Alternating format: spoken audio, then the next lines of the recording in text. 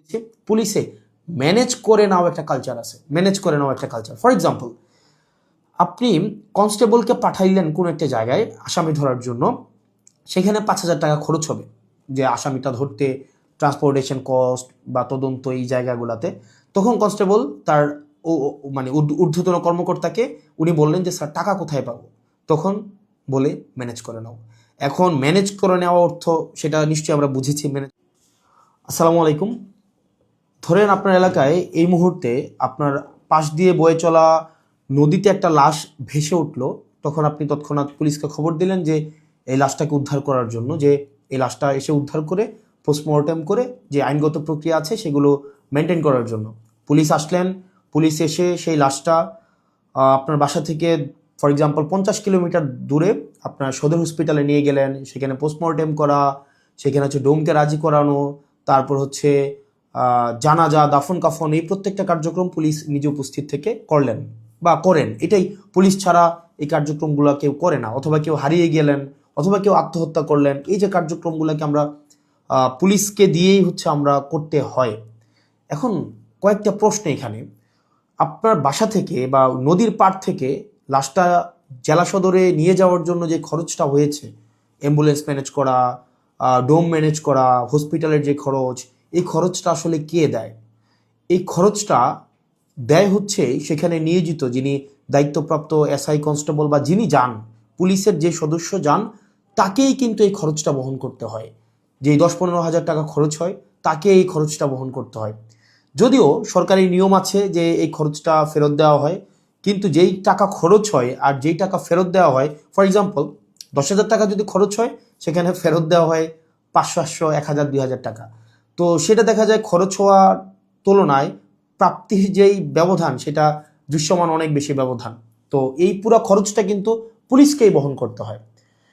দ্বিতীয়ত হচ্ছে, আপনি যদি আপনার এলাকার থানাগুলাতে যান, থানাগুলাতে গিয়ে যদি দেখেন যে আপনার এলাকার এসআই, কনস্টেবল বা আপনার যারা সেবা দিয়ে থাকেন যে পুলিশগুলা কোন ধরনের পরিবেশে থাকেন, আপনি বিশ্বাস করেন, যদি আপনি ওই পরিবেশটা দেখেন, আমরা ইউনিভার্সিটিতে যেভাবে গণরুমে ছিলাম, এক রুমে গাদাগাদি করে অনেকজন, ফ্লোরিং করা, শুধুমাত্র তোষকটা থাকতো, উপরে ফ্যান নাই, যথাযথ পয় নিষ্কাশন ব্যবস্থা নাই, তারপরে হচ্ছে ভেন্টিলেশন সিস্টেম নাই, একটা মানবীয় জীবন বলতে যেটা বোঝায়, আপনার থানাগুলোতে পুলিশরা সেই ধরনের পরিবেশে থাকে।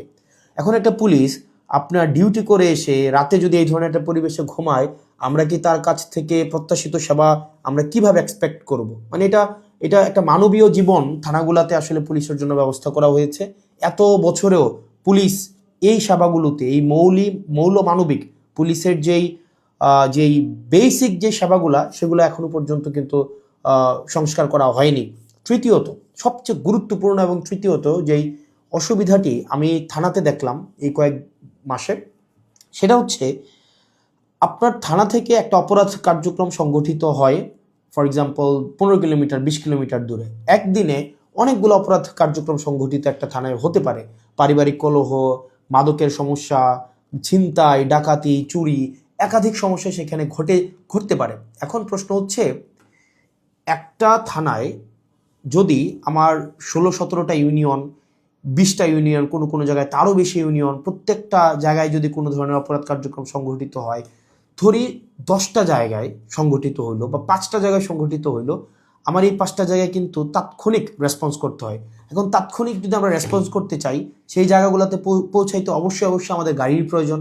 মানে গাড়ি ছাড়া পায়ে হেঁটে তো নিশ্চয়ই এই ধরনের কার্যক্রমগুলোতে কখনোই পুলিশ তড়িৎ কোনো সিদ্ধান্ত বা তড়িৎ কোনো অ্যাকশন নিতে পারে না। কিন্তু আপনি যদি থানাগুলো যান, দেখবেন কোনো থানায় 10টা গাড়ির প্রয়োজন, 6টা গাড়ির প্রয়োজন, সেখানে থানাকে দেওয়া হয়েছে 1টা গাড়ি, 2টা গাড়ি।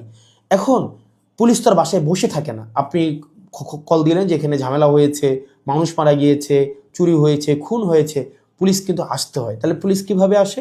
পুলিশ দেখা যায় একটা ভ্যান ভাড়া করে, একটা অটো ভাড়া করে, অথবা দেখা যায় একটা লেগুনা ভাড়া করে, সেইটা করে কিন্তু তাকে যেতে হয়।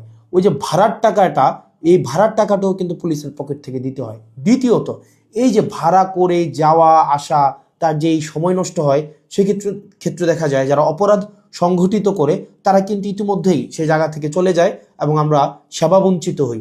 সেজন্য আপনি যদি পুলিশকে যুগোপযোগী করতে চান, পুলিশকে যদি আপনি হচ্ছে তার সেবা তাৎক্ষণিক জনগণের কাছে পৌঁছাইতে চান, অবশ্যই তার ট্রান্সপোর্টেশন ব্যবস্থাটা অবশ্যই যথাযথভাবে করতে হবে। আপনি পুলিশকে ট্রান্সপোর্টেশনের গাড়ি দিবেন না, গাড়ি বলতে এখানে একটা পুলিশকে একটা গাড়ি এটা বোঝানো হয় নাই, একটা কাভার্ড ভ্যান দেন একটা 10টা পুলিশ একসাথে মুভ করতে পারে।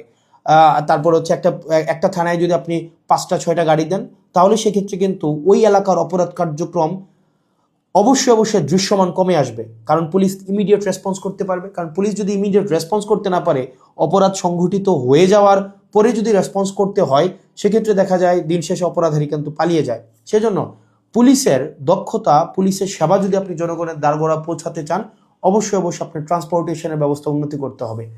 এখন আমাদের বর্তমান বিদ্যমান যে পুলিশ ব্যবস্থা রয়েছে, এই পুলিশ ব্যবস্থার থানাগুলোতে, আমি থানাগুলোর কথা বলবো, থানাগুলোতে তাদের অ্যাকোমোডেশন সমস্যা, তাদের বাসা, তাদের থাকার জায়গা নাই ঠিকঠাকভাবে, গণরুমের মতো তাদেরকে থাকতে হয়, এবং তাদেরকে যে বেতন দেওয়া হয়, এই বেতন দিয়ে যে একটা স্বাভাবিক জীবনযাপন করবে, সেটা কোনোভাবেই সম্ভব না। দ্বিতীয়ত হচ্ছে আপনি তাকে ট্রান্সপোর্টেশনের ব্যবস্থা করছেন না যথাযথভাবে। আপনি তাকে দেখা যাচ্ছে যে আপনি তাকে ঢাল তরোয়ার ছাড়া, ট্রান্সপোর্টেশন ছাড়া আপনি অপরাধী ধরতে পাঠাচ্ছেন, টহল দিতে পাঠাচ্ছেন।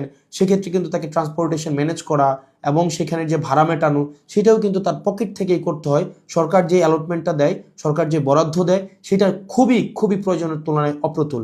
তৃতীয়ত হচ্ছে আপনি পুলিশে আমি অনেকগুলো অফিসারের সাথে কথা বলেছি, রিটায়ার্ড অফিসার, চাকরিরত অফিসার, তাদের সাথে কথা বলেছি। পুলিশে